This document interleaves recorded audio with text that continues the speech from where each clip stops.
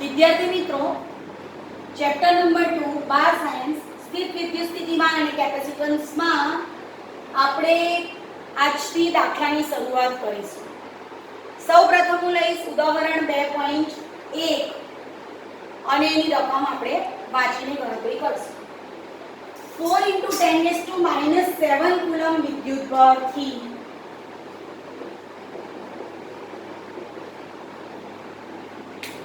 9 centimetre દૂર આવેલા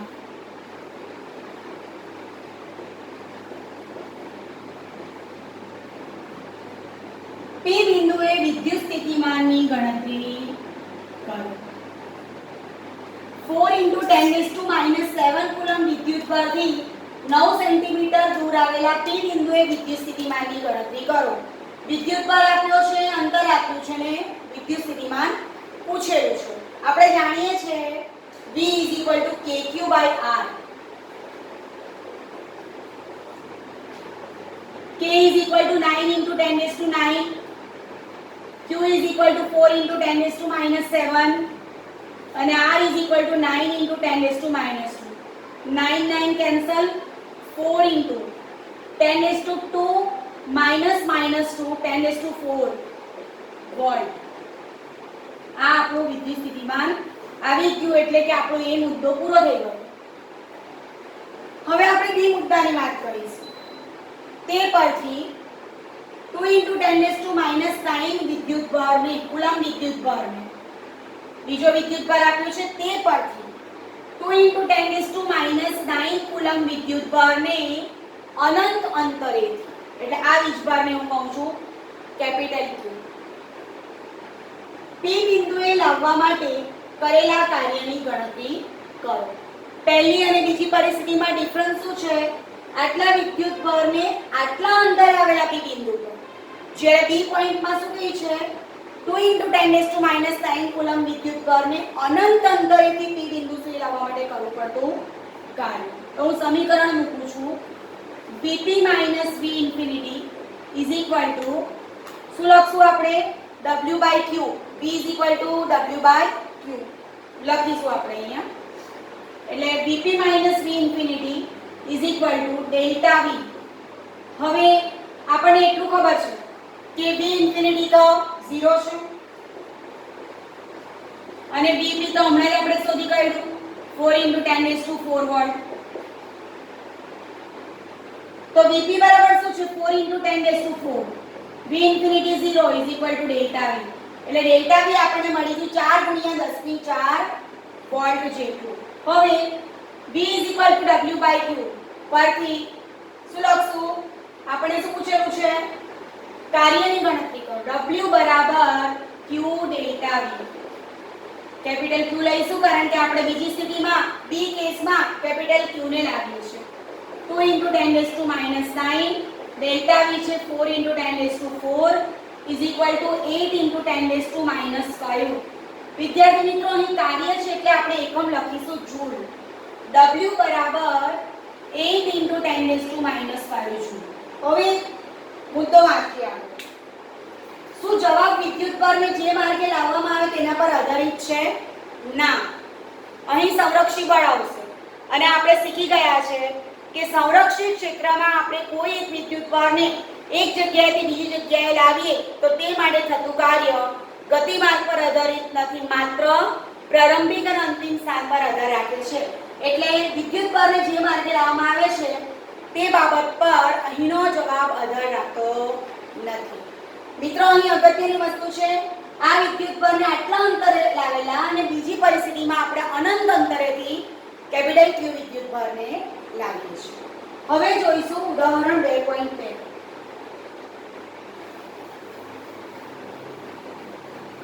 જેની આકૃતિ હું ડાબી બાજુ દોરીશ. અહીં આપણા માટે આકૃતિ પણ એટલી જ અગત્યની છે. બે વિદ્યુતભારો 3 × 10⁻⁸ કુલમ અને -2 × 10⁻⁸ કુલમ એકબીજાથી 15 સેન્ટીમીટર અંતરે છે. એટલે અહીંયા એને બંનેને હું Q1 Q2 કહી દઉં છું.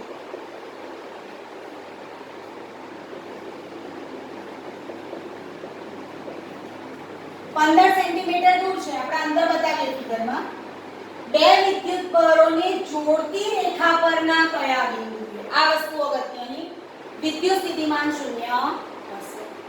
હવે અહીં આપણે બે પરિસ્થિતિ દ્વારા એટલે બે અલગ અલગ બિંદુ પર વિદ્યુત સ્થિતિમાન શૂન્ય છે એની ચર્ચા કરીશું. પહેલા લઉં છું પ્રથમ સ્થિતિ.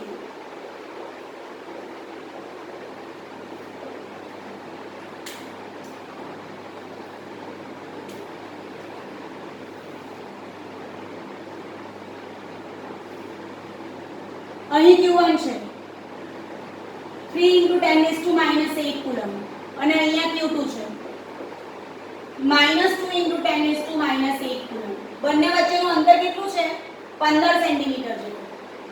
એટલે આને હું દર્શાવું છું 15 સેન્ટીમીટર. બરાબર. હવે આપણે વિચારી લઈએ. ધારો કે Q1 વિદ્યુતભારથી x અંતરે એટલે Q1 વિદ્યુતભારથી x અંતરે આવેલા P બિંદુ પર પરિણામી વિદ્યુત સ્થિતિમાન શૂન્ય છે. શું થયું? આપણે આ બંનેને પહેલા પૂછેલું છે કે બે વિદ્યુત પરને જોડતી રેખા પરના કયા બિંદુ? તો પહેલી સ્થિતિમાં આપણે આ બેની વચ્ચે ધરીશું અને બીજી સ્થિતિમાં આપણે જમણી બાજુ વિચારીશું કે ડાબી બાજુ વિચારીશું. તો આપણે શું વિચાર્યું છે? પહેલા બે વિદ્યુત પરને બતાવી દીધા, એની વચ્ચેનું અંતર બતાવ્યું. ધારો કે પ્રથમ વિદ્યુત પર એટલે Q1 થી x અંતરે આવેલા P બિંદુ પર પરિણામી વિદ્યુત સ્થિતિમાન શૂન્ય છે. એટલે આ 15 છે, આ x છે, એટલે આ કેટલું થશે? 15 ઓછા x. આ બધું જ સેન્ટીમીટરમાં છે. હવે આપણે ગણતરી કરીએ. P બિંદુ પરનું પરિણામી સ્થિતિમાન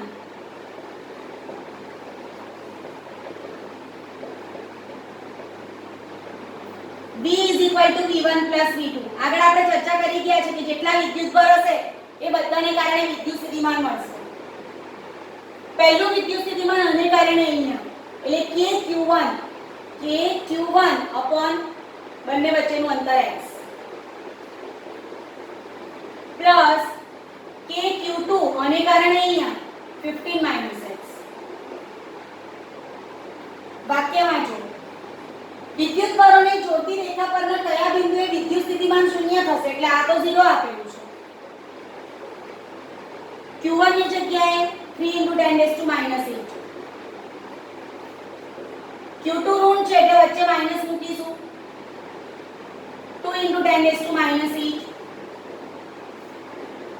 વચ્ચે માઈનસ છે એટલે સમસામે આવી ગયા.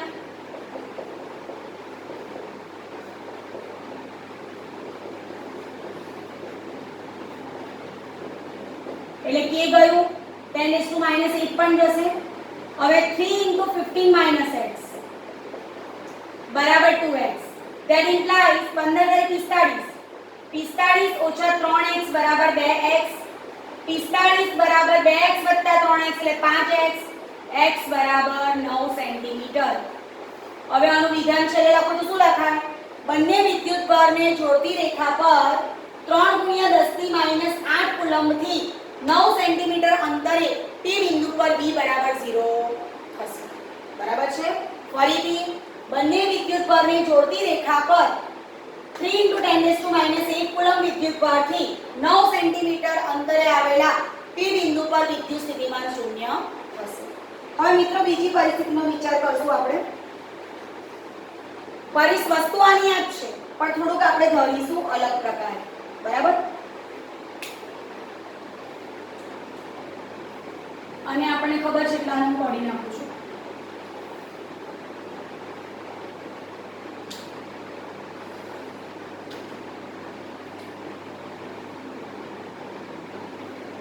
જોજો બરાબર.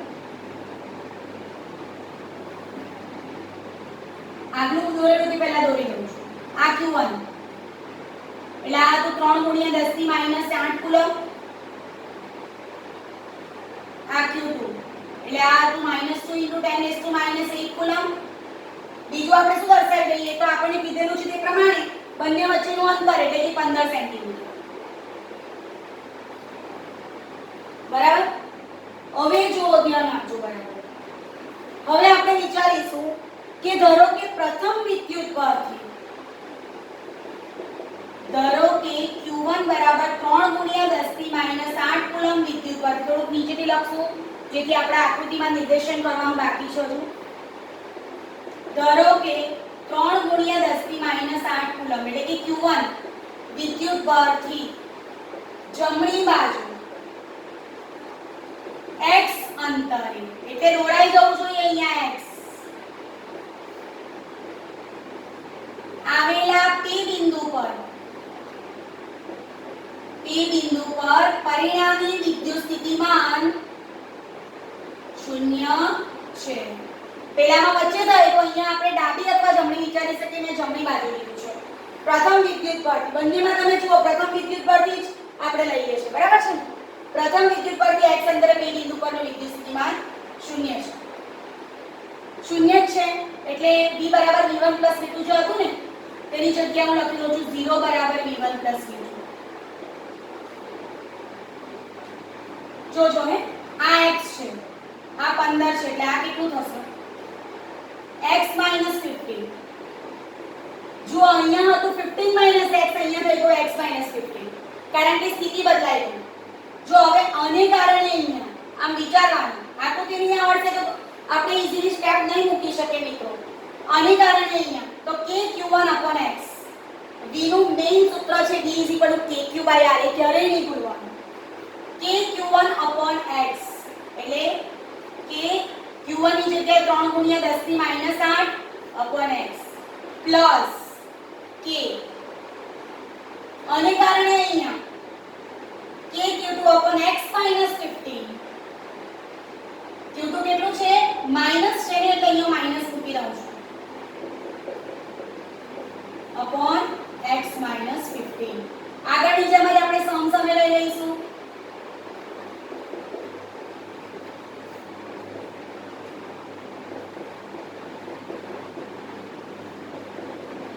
એટલે k અને 10 - 8 ગયું. ક્રોસ ગુણાકાર લઈએ 3x - 45 2x. આ 2x પેલી બાજુ જશે આ 45 માઈનસ છે તે આ બાજુ આવશે. x 45 cm. x બરાબર 45 cm. આપણે આન્સર ચેક કરી લઈશું. x બરાબર 45 cm. હવે જો આકૃતિ પરથી જવાબ લખવાનો. આમ પ્રથમ વિદ્યુત ભાર એટલે Q1 બરાબર 3 ગુણ્યા 10 થી -8 કુલમ વિદ્યુત ભારથી જમણી બાજુ 45 સેન્ટીમીટર અંતરે આવેલા તે બિંદુ પર વિદ્યુત સ્થિતિમાન 0 થશે. મિત્રો આપણો આન્સર શોધાઈ જાય પછી એનું વિધાન અચૂક લખવું નહીં તો આપણો અડધો માર્ક કપાઈ શકે. હવે આવો સેમ એક દાખલો છે સ્વાધ્યાયનો પ્રથમ દાખલો તે આપણે ગણીશું. રકમ લખતા રહીશું અને ગણતા રહીશું એટલે દ્રઢીકરણ થઈ જાય આપણને આવડી જાય.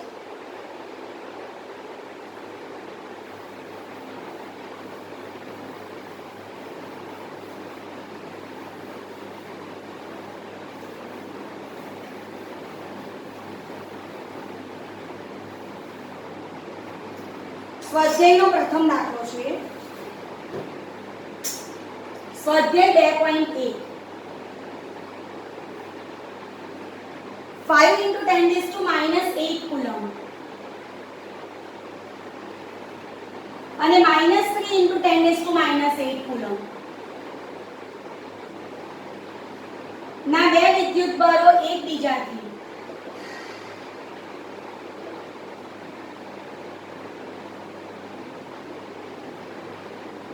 સેન્ટીમીટર અંતરે રહેલા છે. 16 સેન્ટીમીટર. જો વાક્ય રચના પણ પેલા ઉદાહરણના દાખલા જેવી જ છે. આ બે વિદ્યુત ભારોને જોડતી રેખા પરના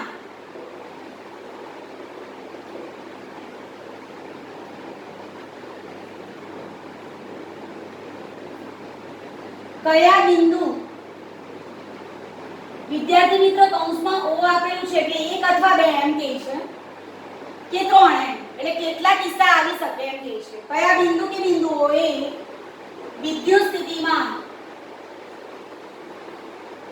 0 છે અને આપણને આપેલું છે અનંત અંતરે સ્થિતિમાન 0 છે.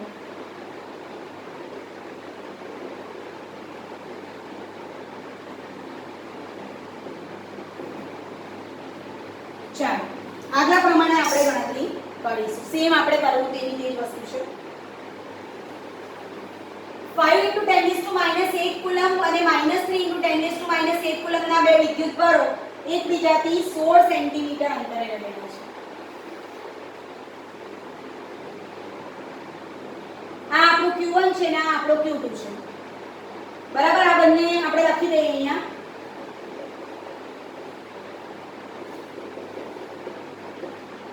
સેન્ટીમીટરના અંતરે છે. બરાબર, અને મીટરમાં ગણવું હોય તો બી 0.16 મીટર એમ. આપણે આને પહેલામાં આગળમાં સેન્ટીમીટર લખેલું, અહીંયા મીટર લખીશું.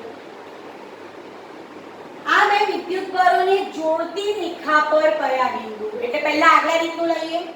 આ બે વિદ્યુતભારોને જોડતી રેખા પર ધારો કે Q1 વિદ્યુતભારથી x અંતરે આવેલા P બિંદુ પર વિદ્યુત સ્થિતિમાન 0 છે. હવે આ વસ્તુ હું લખું છું. ધારો કે Q1 બરાબર 5 × 10⁻8 કુલમ વિદ્યુતભારથી x અંતરે આવેલા P બિંદુ પર પરિણામી વિદ્યુત સ્થિતિમાન 0 છે. આ 0.16 મીટર છે ને આ x છે એટલે આ કેટલું થશે 0.16 - x. બરાબર, હવે આપણે એને સૂત્ર લખીએ. v = v1 + v2. પરિણામી વિદ્યુત સ્થિતિમાન તો 0 દે છે ને એટલે 0 બરાબર v1 + v2. હું v1 v2 ની કિંમત મૂકી દઉં છું. k q1 થી આનું અંતર કેટલું છે x + k q2 થી એનું અંતર કેટલું છે p નું 0.16 - x. માટે 0 બરાબર k 5 × 10⁻8. q2 ઋણ છે એટલે વચ્ચે પ્લસ માઈનસ માઈનસ થઈ જશે. -k 3 × 10⁻8 upon 0.16 - x. સમ સામે લઈ લઈએ. 5 × 10⁻8 k upon x બરાબર 3 × 10⁻8 k upon 0.16 - x. એટલે 10⁻8 k ગયું. ક્રોસ ગુણાકાર લઈએ. 5 કૌંસમાં 0.16 - x બરાબર 3x. 16 × 85 બરાબર છે એટલે આ થશે 0.16 × 5. 16 × 85 પ્રમાણે 0.8 ઓછા 5x બરાબર 3x. 0.8 બરાબર 8x. x બરાબર 0.8 upon 8 એટલે x બરાબર 0.1 મીટર એટલે કે 10 સેન્ટીમીટર. બરાબર છે ને. હવે એનું વિધાન લખો તો શું લખાય? આમ બંને વિદ્યુતભારોને જોડતી રેખા પર Q1 બરાબર 5 × 10⁻8 કુલમથી 0.1 મીટર કે 10 સેન્ટીમીટર અંતર આવેલા P બિંદુ પર પરિણામી વિદ્યુત સ્થિતિમાન 0 થશે. બરાબર. હવે એ જ ગણતરી આપણે બીજા કેસ માટે કરીએ. આગળ કર્યું છે તે પ્રમાણે લઈશું. આ પ્રથમ સ્થિતિ હતી, હું આને એ કહી દઉં છું. હવે બી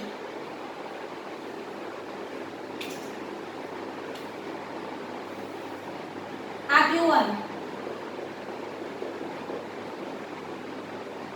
અહીંયા Q2 જમણી કે ડાબે લઈશું એટલે -3 × 10⁻8 કુલમ. બંને વચ્ચેનું અંતર 0.16 મીટર. મેં તમને આગળ સેન્ટીમીટરમાં લઈને બી સમજાવ્યું તો એક જ છે. હવે Q1 વિદ્યુતભારથી x અંતરે આવેલા P બિંદુ પર P બરાબર 0 છે. એટલે Q1 થી એનું અંતર x થયું પણ Q2 થી અંતર કેટલું થશે x - 0.16. આ વસ્તુ ક્રમ બદલાશે ને એટલે મિત્રો જવાબમાં ફેર પડી જશે. ગણતરી કરીએ આપણે. Q1 વિદ્યુતભારથી જમણી બાજુ x અંતરે આવેલા P બિંદુ પર પરિણામી વિદ્યુત સ્થિતિમાન 0 છે. જો અહીંયા v = v1 + v2 હું ડાયરેક્ટ મૂકું છું એટલે અહીંયા લખવું હોય તો આપણે લખી શકીએ.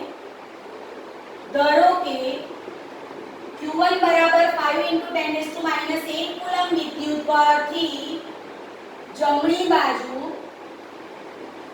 x અંતરે આવેલા P બિંદુએ પરિણામી વિદ્યુત સ્થિતિમાન 0 છે. માટે v1 v2 બરાબર 0, માટે v1 -v2, માટે kq1 upon r1 બરાબર -kq2/r2. k ગયું, q1 બરાબર શું છે? 5 × 10 થી -8. q1 થી અંદર કેટલું છે? તો x છે. માઈનસ q2 ઋણ છે, -3 × 10⁻⁸ upon q2 થી ડિસ્ટન્સ કેટલું છે? q2 થી આનું અંતર છે x - 0.16. પહેલામાં 0.16 ઓછા x હતું એટલે -8 પણ ગયું, માઈનસ માઈનસ પ્લસ થઈ ગયું. 5/x = 3 upon x - 0.16. 5 × x - 0.16 બરાબર 3x. 5x - 0.8 બરાબર 3x. હવે આને આપણે પેલી બાજુ લઈ જઈશું. 5x - 3x એટલે 2x બરાબર 0.8 એટલે x બરાબર 0.4 મીટર = 40 સેન્ટીમીટર. એટલે આપણો આન્સર આવી ગયો x બરાબર 40 સેન્ટીમીટર અથવા 0.4 મીટર. હવે એને જવાબના સ્વરૂપે કેવી રીતના લખીશું? આમ q1 વિદ્યુત પરથી 0.4 મીટર એટલે કે 40 સેન્ટીમીટર અંતરે આવેલા P બિંદુ પર વિદ્યુત સ્થિતિમાન 0 થશે. વિદ્યાર્થી મિત્રો, આજે આપણે સ્વાધ્યાયના 1 અને ઉદાહરણના 2 મળીને 3 દાખલાની શરૂઆત કરી છે. આપણે આગળ ચર્ચા કરી ગયા છે કે નોટ બનાવીને ગણતરી કરતા રહેવું, જેથી આપણને આગળ જતા તકલીફ નહીં પડે. એટલે પ્રેક્ટિસ કરતા રહેજો. વર્ક હાર્ડ, સખત પરિશ્રમનો કોઈ વિકલ્પ નથી. Wish you all the best.